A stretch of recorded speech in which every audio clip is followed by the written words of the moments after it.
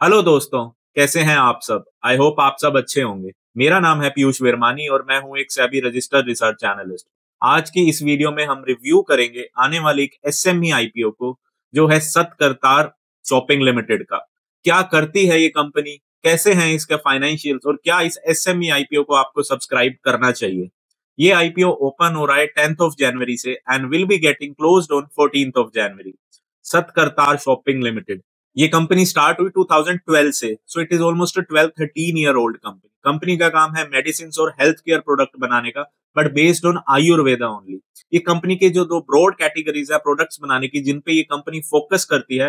The first one is specific problems. ये कुछ specific problems को एड्रेस करते हैं, जैसे किसी तरह की एडिक्शन हो सकती है या नॉर्मल वेलनेस प्रोडक्ट्स होते हैं। एंड सेकेंडरी, ये लाइफस्टाइल लेड क्यूरेटिव एरियाज पर फोकस करते हैं, जैसे joint pain issues, diabetes, piles, ऐसे सब के ये ट्रीटमेंट के लिए मेडिसिन बनाते हैं, but which are based on Ayurveda only. और इनका कहना है कि जो इनकी मेडिसिन है उनके side effects are almost zero.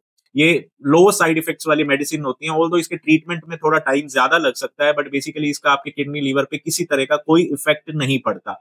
इनकी कंपनी में around as on 30th November more than 1100 employees working है, जो डिफरेंट एरियाज या डिफरेंट फील्ड्स में काम कर रहे हैं। इस आईपीओ की बात करें सो जो इसमें इशू प्राइस रखा गया है that is around 77 rupees to 81 rupees पर शेयर। एक लोट में होंगे अराउंड 1600 शेयर, जिसके लिए आपको पे करने होंगे अराउंड 1,29,600 रुपीज।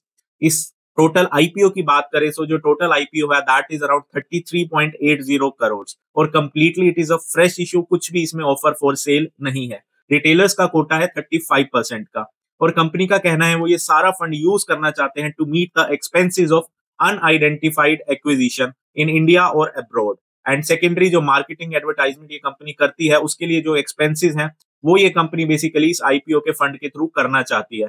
और कैपेक्स के लिए इनको जरूरत है, थोड़ी कैपिटल एग्रेसिव इंडस्ट्री है, सो इनको कैपिटल की रिक्वायरमेंट की नीड है। ये इस आईपीओ फंड से ये पैसा यहाँ यूज करेंगे।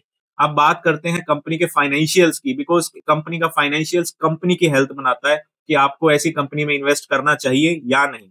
एसेट्स की बात करें तो 2022 में कंपनी के एसेट्स थे अराउंड 12.30 करोड़ के, 23 में इंक्रीज हुए, 24 में भी इंक्रीज हुए, एंड 15th दिसंबर को कंपनी के जो एसेट्स हैं that stands around 31 crore.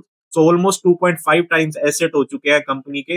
Revenue बात करें तो 22 में कंपनी का रिवेन्यू था 52 करोड़ का, and as on 15th December it stands around 109 crore. So revenue is almost doubled. तो कंपनी के फाइनेंशियल्स अभी तक अच्छे हैं। प्रॉफिट की बात करें सो 1 करोड़ 38 लाख इस कंपनी का 22 में प्रॉफिट था, एंड 15th दिसंबर 24 को वो हो चुका है अराउंड अराउंड 6 करोड़ का। सो प्रॉफिट में भी काफी अच्छी ग्रोथ है। कंपनी की नेटवर्थ भी ईयर टू ईयर बेसिस पर इंक्रीज कर रही है। Reserves and surplus are also growing. Borrowing की बात करें तो 2022 में कंपनी की बोरोइंग थी अराउंड 8 करोड़ 14 लाख की, देन 24 मार्च एंड में हो गई अराउंड 1 करोड़ 77 लाख की। अच्छा खासा इन्होंने अपना जो है बोरोइंग को पे किया, बट 15th दिसंबर 2024 को कंपनी की बोरोइंग्स फिर से हो चुकी है 4 करोड़ की। सो हो सकता है इनको कुछ ऐसे नए प्रोजेक्ट मिले हों जिसमें इन्होंने ये पैसा इन्वेस्ट किया हो, बट अभी के लिए बोरोइंग स्टिल एक डिक्रीजिंग ट्रेंड में है, जो अच्छी बात है। ईपीएस की बात करें तो जो आईपीओ से पहले है दैट इज अराउंड 5.45, और आईपीओ के बाद हो जाएगा 4 का। ईपीएस जितना अच्छा हो इन्वेस्टर्स के लिए उतना अच्छा होता है, और पीई रेशियो जितनी कम होगी इन्वेस्टर्स के लिए उतना अच्छा है। पीई रेशियो आईपीओ आने से पहले यानी अभी है 14.8 की, but after the IPO it will come around 20। But मैं आपको बताना चाहूंगा जो इनके पीयर्स हैं उसके कंपैरिजन में इनकी जो वैल्यूएशन है वो अभी भी कम है। I still consider it as under valued और maximum as at par valuation. इस कंपनी की स्ट्रेंथ की बात करें सो जो इस कंपनी की सबसे बड़ी स्ट्रेंथ है कि ये मॉडर्न नॉलेज और टेक्नोलॉजी को यूज करके जो पुराने आयुर्वेद है उसके बेस पर मेडिसिन बना रहे हैं, और उनका साइड इफेक्ट ऑलमोस्ट ना के बराबर है, और इसी कारण इन मेडिसिन की demand India as well as in the foreign countries काफी बढ़ रही है।